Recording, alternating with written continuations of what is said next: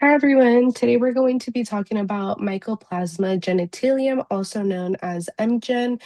This is considered an uncommon STI, but it is increasing within the United States, so it's very important to know about it. Our focus is on sexually active young adults between the ages of 15 to 30 in the Los Angeles area, since this is a group that's at high risk. My name is Jackie. My name is Alejandro. My name is Ernesto. And I'm Josh.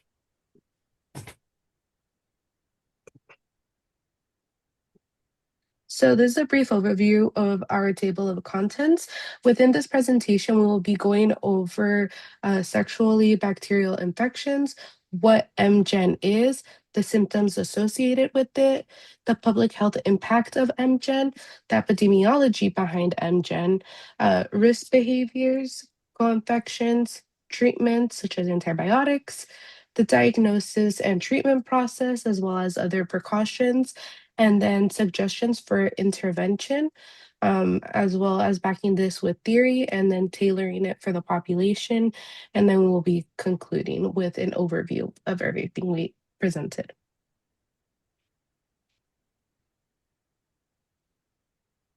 All right, I'm gonna go over the more about sexually bacterial infections and sexually bacterial transmission infections, STIs, is a virus, a bacteria, or a fungi that can be transmitted through unprotected sexual contact. And STIs have an impact on the sexual and reproductive health. That's why the importance of using protected sex, such as condom use and get tested is really important to prevent the spreading of the STIs from healthy person to the affected person.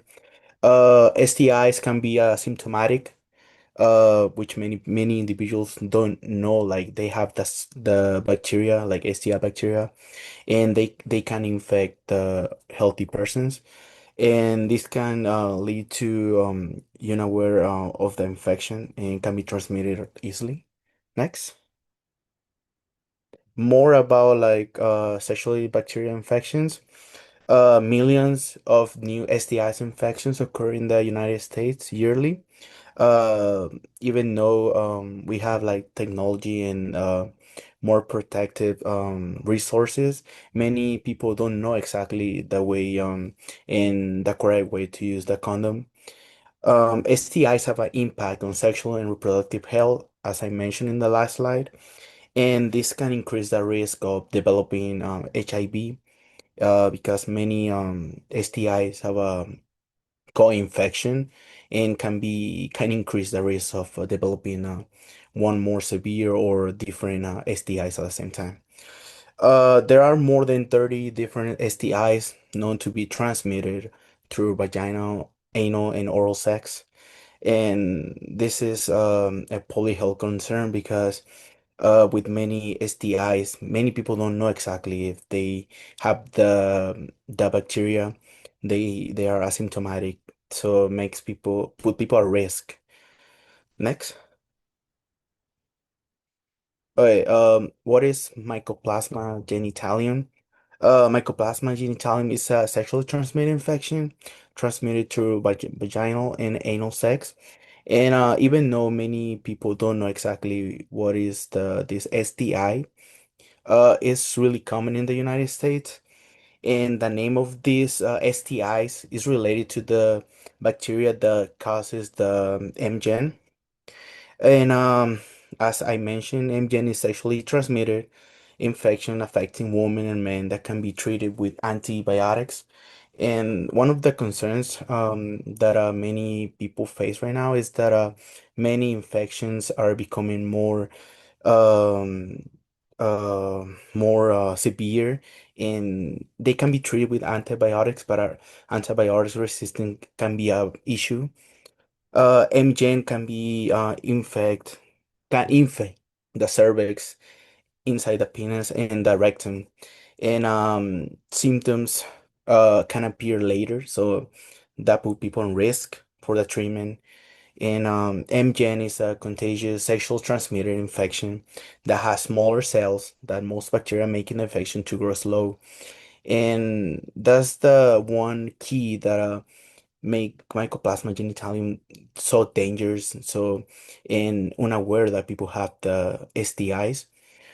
And the transmission of the M.gen can be through oral sex, and it's not really clear. There's no evidence that can be transmitted through oral sex, but it can be transmitted from vaginal and oral sex, and super contagious. So meaning that people might have the disease, the STIs, and without symptoms, they can have sexual contact with different like healthy people, and they can affect the other one, the healthy one. Next. Okay, about the symptoms related to MGen. Um, Men are more common to get urethritis, which is pain while peeing, and women can get cervicitis, which is inflammation of the cervix.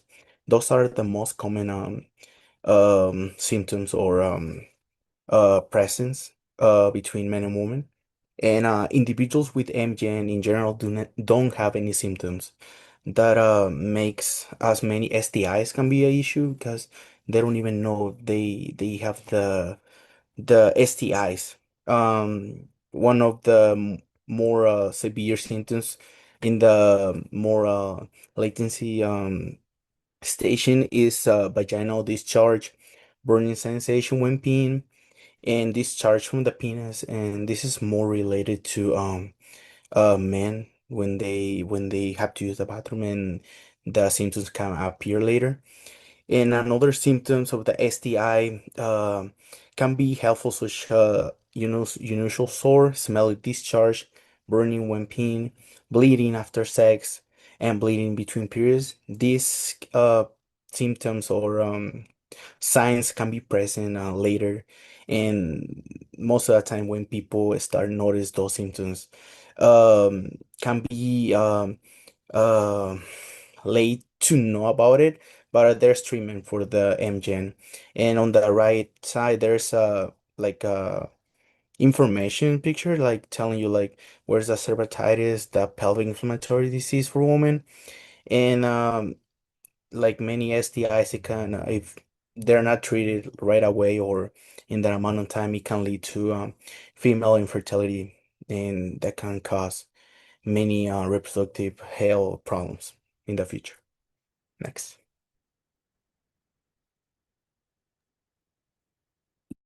So now having a little bit of a better understanding of what MGen is, the symptoms behind it, and the bacterial aspect of it, we want to look at it from a public health perspective and the several reasons why it's becoming a very growing concern within the United States.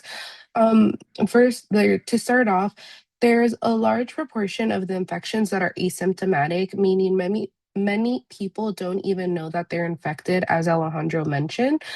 Because of this, individuals can unknowingly transmit the infection to their partners, which allows it to spread silently throughout populations. Um, Another major issue is the antibiotic resistance that MGen is showing to have.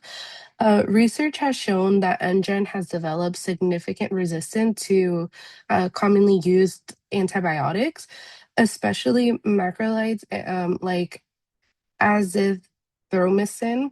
According to Dumke and Spornraft Ragler, this resistance has increased globally and is now one of the biggest challenges in treating the infection. This means that standard treatments are becoming less effective, and in some cases, multiple rounds of antibiotics are required. In addition to this, MGen is not routinely screened. It's not included in regular screening panels. So even when individuals go to get tested, this infection is often missed unless specifically tested for. This contributes to underdiagnosis and continued transmission within partners. And if left untreated, as Alejandro mentioned, NGen can lead to serious reproductive health concerns and complications. In women specifically, it is associated with pelvic inflammatory disease, which can result in long term outcomes like infertility. Um, Lastly, M.gen has also been linked to an increased susceptibility to HIV infection. This connection further emphasizes its importance, especially in populations that are at risk, that we'll get into, to go get tested. Overall, even though M.gen is considered to be an uncommon STI, these factors make it significant and make it an emerging public health issue. So when looking at the epidemiology of M.gen, we see that it is actually more prevalent than many people might assume. Just because it is not as commonly known as gonorrhea or chlamydia doesn't mean that it doesn't have similar types of rates to them. Studies estimate that it affects around 10% of the sexually active population within the United States. And in Southern California specifically, prevalence rates have been reported at about 8.7% among adults aged 15 to 37. This shows that it is already present within the population we are focusing on, which is between 15 and 30, as a lot of the times these are ages that young adults are initiating um, their sexual uh, aspect of their life. Certain groups are disproportionately affected. For example, women between the ages of 20 to 24 have higher prevalence rates, which may be related to both biological susceptibility and healthcare access patterns. As we know, usually during this rate or during this age in women's lives, whether they're going to college, maybe losing insurance, there's a lot of life changes that can occur. Additionally, men who have sex with men, also known as MSM, have significantly higher rates, around 20% compared to that of heterosexual men, which sits at about 8%. This highlights the clear disparities amongst the populations. Another important point is that because MGen is not routinely screened for, these numbers may actually underestimate the true burden of the disease. Many cases go undetected, meaning the infection could be more widespread than what our current data suggests. From a public health perspective, these epidemiological patterns help us identify the priority populations and emphasize the need for targeted interventions, especially among young adults and high risk groups. When looking at the risk behaviors for MGen, there are several behavioral behaviors and societal factors that increase the risk of acquiring MGen. One of the most significant risk factors is inconsistent condom use. Since MGen is transmitted through vaginal or anal sex, not using protection increases the likelihood of exposure, as well as having multiple sexual partners. That is another major risk behavior. The more partners an individual has, the higher the probability of encountering someone who may be infected, especially considering that many people are asymptomatic and unaware of their status. This is just engaging in overall risky behavior. Engaging in unprotected sex with an infected partner also plays a direct role in transmission. Because MGen is not commonly tested, as we mentioned before, individuals may assume that they are STI free when truly they are not. Another important factor to consider is age. Younger populations, particularly that of the group that we're focused on, 15 to 30 years old, tend to have higher rates of risk behaviors such as inconsistent condom use and lower rates of routine STI testing. Additionally, behaviors like sharing sex toys without proper cleaning can contribute to transmission, as the bacteria can be transferred in between partners. Research also should suggest that co-infections with other STIs can increase both susceptibility and transmission risk, meaning that individuals already diagnosed with infections like chlamydia and gonorrhea may be at a higher risk for MGen as well. Understanding these risk behaviors is important because it allows us to design targeted interventions that focus not just on the awareness, but also on changing the direct behaviors that contribute to the spread of this infection.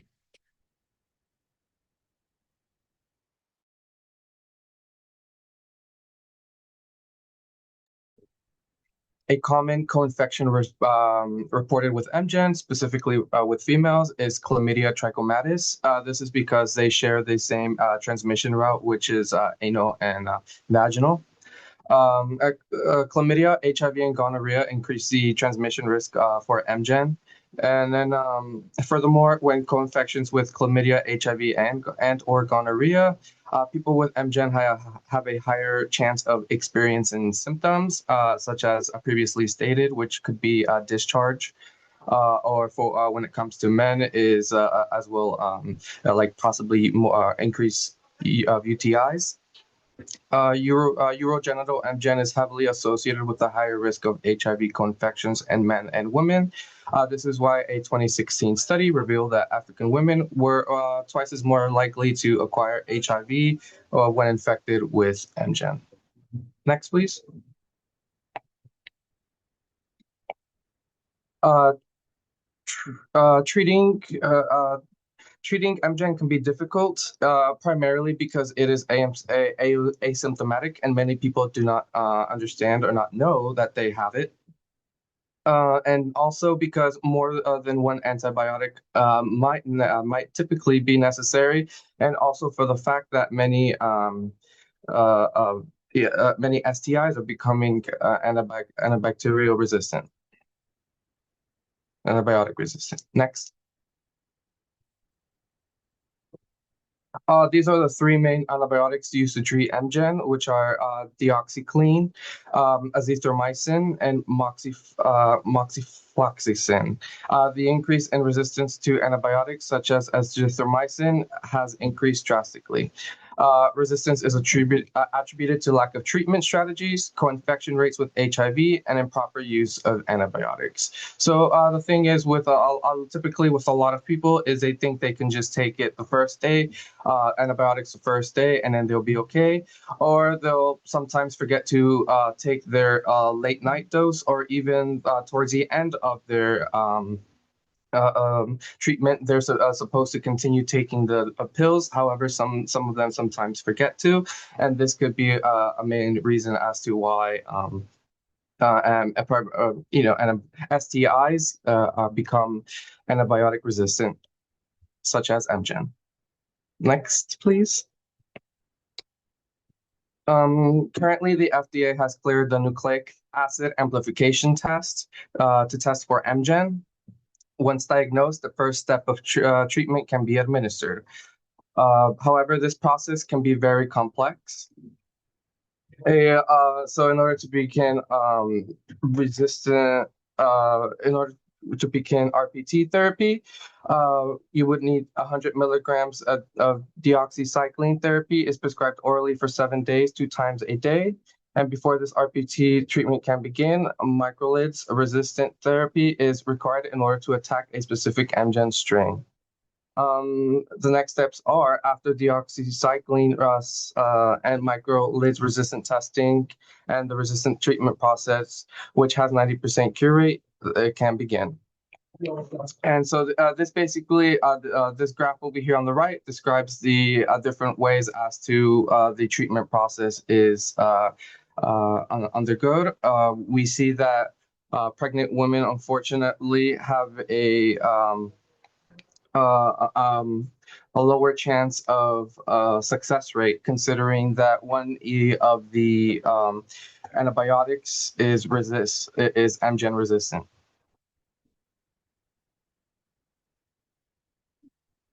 So if we see here, as previously mentioned, deoxycycline and moxifloxacin are not recommended for pregnant women.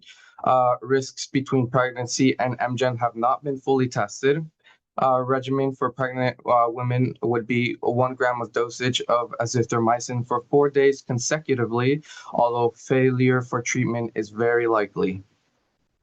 Someone with HIV and M.gen would receive the same treatment as someone who only presents with M.gen. I would also like to mention that in people who are they don't always like to give azithromycin to people because it's one of the microlid The treatments that unfortunately has not been effective as of recently. Next. Hello.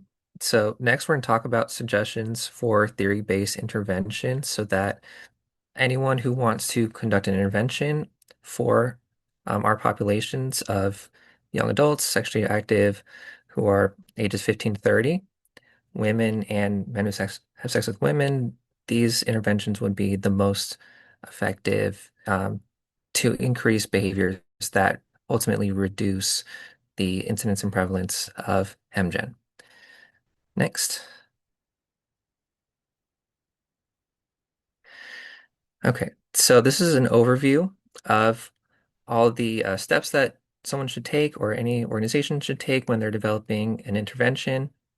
Essentially, what we're going to talk about is we have to conduct research on our targeted populations. We want to make sure that we know what our populations are dealing with. Ideally, we are conducting a community needs assessment in order to understand what their beliefs are. Um, but in the absence of that, then we have to at least know where to start with the existing research. Next, we have to decide on a behavior change that will have the greatest impact on reducing rates of M.gen. And we'll go over essentially that will be getting tested and screened in addition to primary prevention. We have to make sure that our intervention is based on health behavior theory. While there are many interventions out there that are not based on theory, they're just doing the treatment or doing something specifically for the population. When you have health behavior theory, you are much more likely to be successful. And the next one, we have to tailor our intervention towards the community. We want to be able to shape everything that we do according to what's going to work the most with our population. And that might include combining with a tailored social media campaign for promoting our intervention or your intervention before, during, and after the intervention. Okay, next. Okay, so for the research part of developing an intervention, you want to find out, again, what are the most effective ways to prevent the development or infection of M.gen, starting with primary prevention. Okay. So previous research on STI prevention interventions focus mostly on HIV.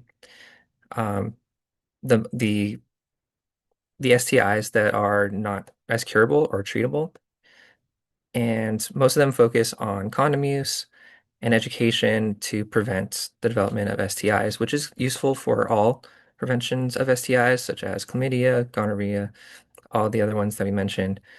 Um, but we are going to suggest that you go a little further than that. So, as an example, in the last 30 days, less than 50% of college students that are sexually active have used a condom. So, that would be pretty alarming. We want to definitely focus on that. Um, Other prevention or other STIs and prevention methods, such as testing or screening behaviors, are uncommon in the research for interventions, despite their effectiveness and proven reliability to reduce incidence and prevalence of all STIs. So that is something that needs to be focused on and considered when developing intervention. If more appealing programs are designed for young people, such as the age group we have, 15 to 30 years old, then if they focus also on multiple behaviors such as condom use and testing and screening, this will increase the overall uptake of screening and testing behaviors. Next. Okay. So these are the main theories that we suggest that an intervention uses for their intervention. They are the health belief model and the theory plan behavior. They're the most commonly used theories in interventions, including STI interventions. They have different strengths. So the health belief model is the dominant explanatory theory that is used in interventions, while the theory of planned behavior is primarily used to, take your beliefs and turn them into action by increasing your intentionality to do the behavior. So the way that both these theories interact and help each other in an intervention is that um, both deal with beliefs, and the health belief model specifically is about what are the perceived benefits and barriers, all sorts of perceptions about the activity or the disease. Whereas the theory of planned behavior specifically is focusing on summing up those beliefs, which that's how you get attitudes. Attitudes are the sum total of all of those beliefs that you have.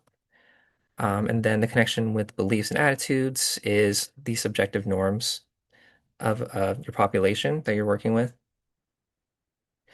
Um, so finally, oh yeah, also there are common behaviors.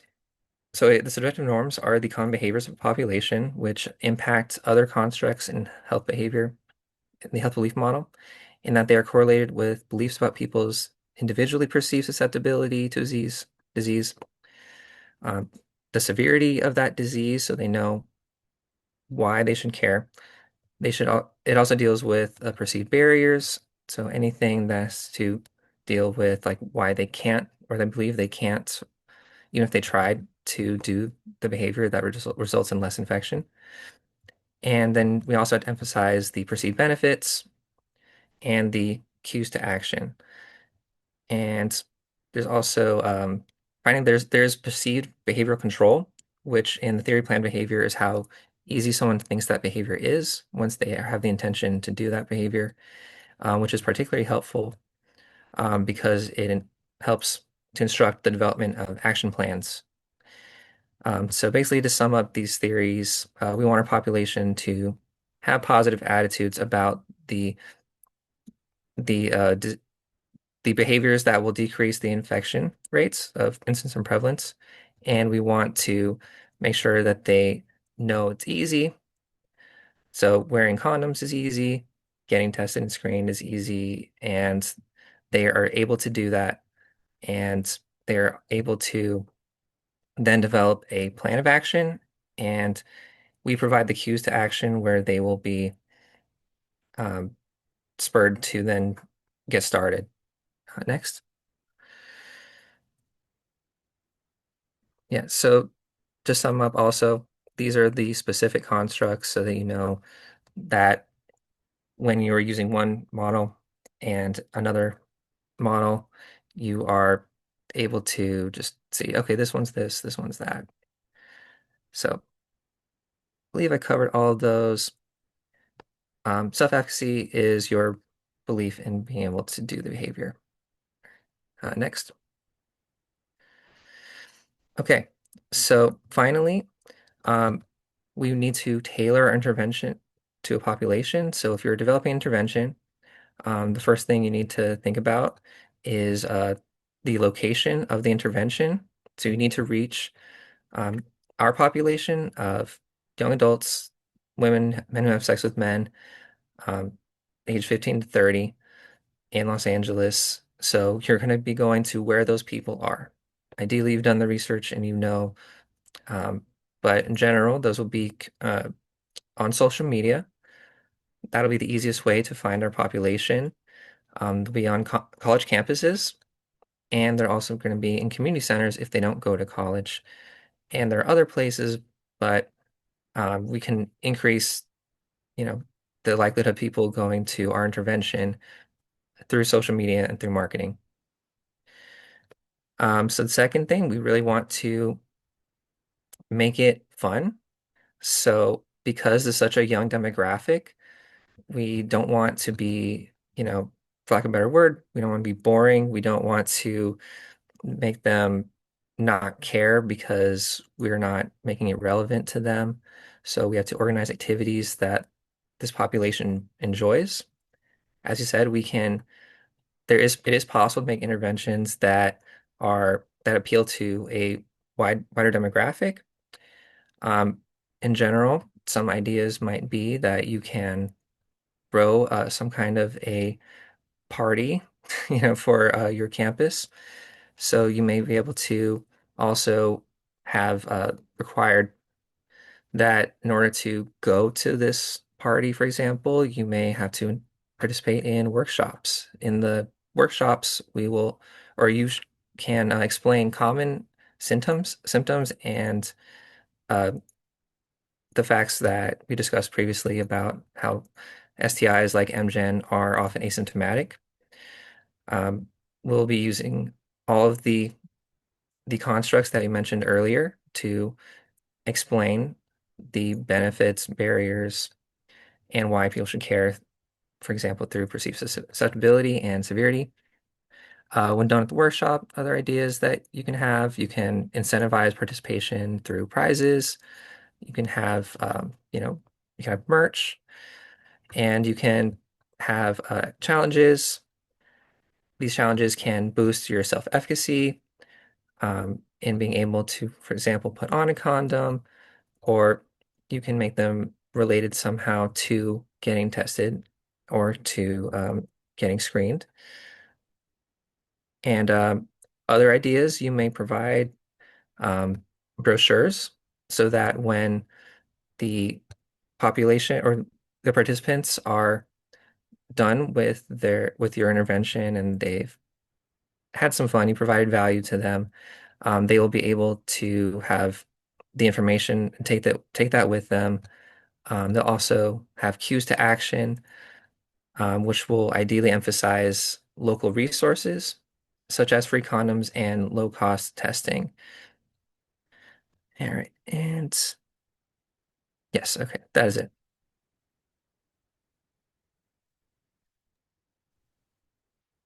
All right, so to kind of conclude and wrap up everything that we covered in this presentation, Mycoplasma genitalium is an emergent or and it is an emerging sexually transmitted infection that often goes unnoticed.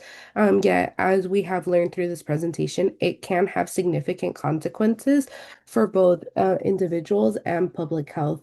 Although many individuals are asymptomatic, NGen can still cause infections such as urethritis and cervicitis, and if left untreated, can lead to serious complications like pelvic inflammatory disease and infertility. As we learned through this presentation, approximately 10% of the sexually active population has sorry. As we learned through this presentation, approximately 10% of the sexually active population is affected by M.gen, and there's a higher prevalence among women, as well as increasing rates amongst men who have sex with men, highlighting the importance of health disparities that people are facing. M.gen is also commonly found alongside other STIs such as chlamydia, gonorrhea, HIV, which can increase both transmission and severity of outcomes. While treatment is available, as we learned, rising antibiotic resistance is making infections more difficult to manage, reinforcing the need for early detection and appropriate care. And then for this reason, prevention is crucial. Using frameworks like Josh mentioned, the health belief model, the theory of planned behavior, it allows us to design interventions that not only increase awareness, but also promote the meaningful behavior change that is needed to make a difference. By meeting populations where they are, as mentioned, through social media, college campuses, and community-based settings, we can improve access to education, testing, resources. Ultimately, MGen shows us that even less recognized infections can have major impact, and addressing them requires a combination of not only awareness, but targeted interventions and strong public health efforts. What we don't routinely test for or talk about can still significantly impact our population health, and MGen is a clear example of that. Thank you.